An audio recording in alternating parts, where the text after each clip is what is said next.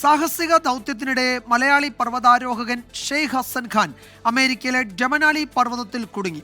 Operation സിന്ദൂറിൽ Indian സൈന്യത്തെ അഭിനന്ദിച്ച് പതാക നാട്ടാനുള്ള ദൗത്യത്തിനിടെയാണ് ഷെയ്ഖ് ഹസൻ കുടുങ്ങിയത്. ഭക്ഷണവും വെള്ളവും ഇല്ലാത്ത ക്യാമ്പിൽ രക്ഷാദൗത്യം ദുഷ്കരമാണെന്ന് ഷെയ്ഖ് ഹസൻ ഖാൻ സാറ്റലൈറ്റ് ഫോൺ വഴി 24-നോട് പറഞ്ഞു. എവറസ്റ്റ് കീഴടക്കി ചരിത്രത്തിലിടം പിടിച്ച മലയാളി പർവ്വതാരോഹകനാണ് ഷെയ്ഖ് ഹസൻ ഖാൻ. അമേരിക്കയിലെ ഡമനാലിയിൽ ഇന്ത്യൻ പതാക നാട്ടാനുള്ള ശ്രമത്തിനിടെയാണ് ഷെയ്ഖ് ഹസൻ ഖാൻ കുടുങ്ങിയത്. ഓപ്പറേഷൻ സിന്ദൂറിന് ഇന്ത്യൻ സൈന്യത്തെ അഭിനന്ദിക്കാനുള്ള ദൗത്യത്തിനിടെയായിരുന്നു കൊടുങ്കാറ്റിൽപ്പെട്ടത്.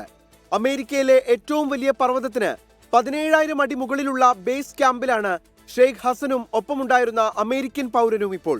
സാധാരണമായി ഇത്തരത്തിലുള്ള കൊടുങ്കാറ്റ് മൗണ്ട് ഡമനാലിയിൽ ഉണ്ടാകാറില്ല.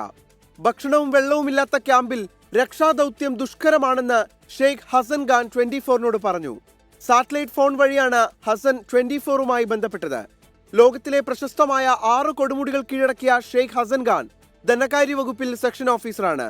24 USA.